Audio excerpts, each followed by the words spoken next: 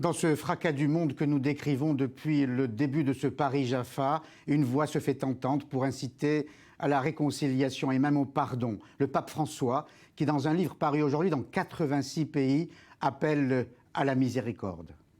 En lettres rouges et écrit de sa propre main, le nom de Dieu est miséricorde. C'est le titre du livre du pape qui paraît ce mardi dans 84 pays. Un ouvrage d'entretien avec le vaticaniste italien Andrea Tornielli, publié dans 6 langues européennes, dont le français. Il s'agit d'une réflexion sur le pardon que Dieu accorde aux hommes. Dans le livre, le souverain pontife explique non seulement aux initiés, mais aussi aux profanes, le concept de la miséricorde. Des extraits étaient déjà disponibles avant la parution du livre, dans lesquels le pape se décrit comme un pécheur qui lui-même a besoin de miséricorde de Dieu. C'est le premier livre de Jorge Bergoglio depuis qu'il a endossé les habits de pape. Ce n'est pas pour autant sa première publication.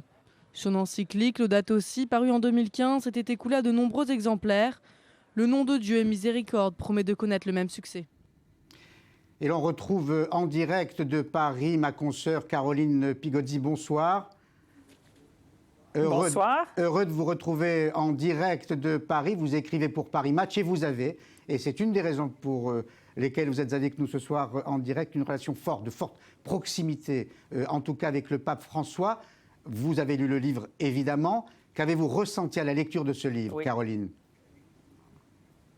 J'ai ressenti que ce pape, comme toujours, d'abord il occupe le terrain parce que c'est entre guillemets le métier d'un pape, et puis il veut rassembler, élargir, séduire non seulement les catholiques mais les chrétiens et peut-être même un public, si je peux prononcer ce mot, qui ne lui est pas forcément acquis. Et à travers ça, il parle de compassion, de pardon. Il veut être le pape qui ne passe pas sa journée à juger, mais qui surtout, comme ça, fait avancer les choses et ne pas, que les gens ne soient pas toute la journée à se dénoncer les uns les autres. Il veut vraiment changer, redessiner, je pourrais dire, la face de l'Église catholique. Alors, il continue de marquer sa différence, mais je ne sais pas si vous avez suivi le début de ce journal et de cette émission, mais évidemment, vous êtes au courant de notre actualité. Dans le paysage géopolitique actuel, ce ton-là, ce propos-là peut paraître presque anachronique. Est-ce qu'aujourd'hui, on peut tout pardonner, Caroline ? Peut-être pas, mais si vous voulez, le pape, c'est un ambassadeur de la paix. Lui ne peut pas inciter les gens à se battre, à la haine. C'est pas son rôle. Après ça, chacun avec son âme et conscience dans son propre pays, avec le paysage politique de la nation dans laquelle il vit, gère les choses et avec son cœur, avec sa conscience, mais son rôle à lui, c'est de se battre pour la paix internationale. Et je le disais au début de cette émission, quel contraste entre ces deux images que l'on donne de Dieu aujourd'hui. D'un côté, le pape François, qui appelle à la miséricorde et qui dit « Dieu est un Dieu de miséricorde », c'est-à-dire d'humilité, de compassion et de pardon. Et d'autres, les islamistes, qui disent tout autre chose de Dieu. Comment expliquez-vous un tel fossé entre, au fond, deux religions monothéistes ?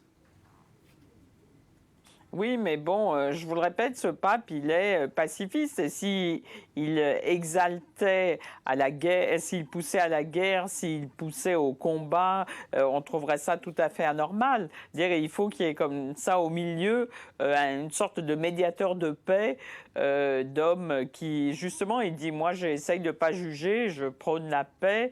Je crois que c'est vraiment son rôle. Autrement, il sort tout à fait de son... J'ose pas dire son métier de pape, mais il sort de sa fonction. Pour autant, on assiste, qu'on le veuille ou pas. Je suis pas là pour le défendre. Non, mais je ne suis pas là non plus pour attaquer. Non. Mais vous comprenez bien sa parole et vous la décryptez bien. On assiste, qu'on le veuille ou non, Dieu sait si cette expression-là, le conflit des civilisations, a été autrefois très critiqué.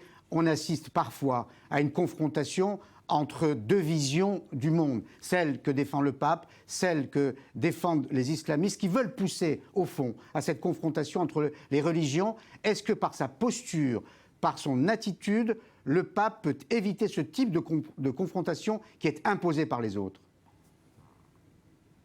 Écoutez, ce que je peux dire, c'est qu'en Afrique, je l'ai accompagné en Afrique et c'était absolument impressionnant de le voir dans les quartiers musulmans, quand on était à Nairobi, quand on était en République centrafricaine.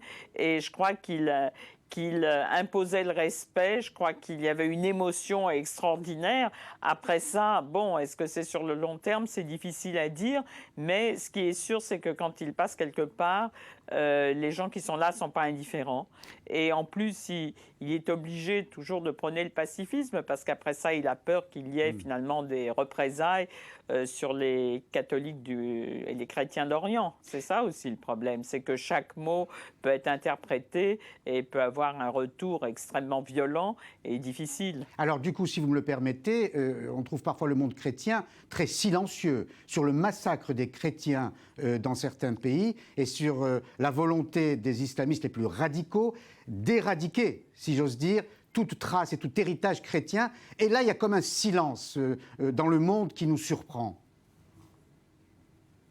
Oui, absolument, mais si vous voulez, je vous dis, il y a quand même, là encore, c'est pas que je vais me faire l'avocate du pape, c'est pas mon rôle, et je suis pas une religieuse non plus, mais je crois que c'est compliqué de mesurer à chaque fois qu'on dit quelque chose, il y a des représailles, et et comme aussi le pape est un homme autoritaire, il n'y a qu'une parole, elle doit sans doute sortir du Vatican, et si chacun dans son coin dit quelque chose, fait des déclarations, ça crée une sorte de cacophonie que le pape ne veut pas.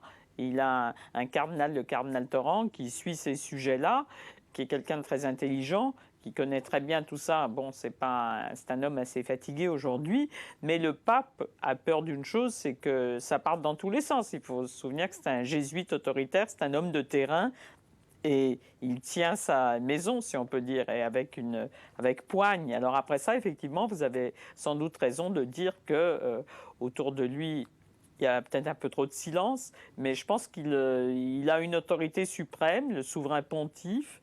Il est souverain, une autorité souveraine, et il ne veut pas qu'on s'exprime en son nom et au nom du monde catholique. Je crois. Hein. Merci beaucoup.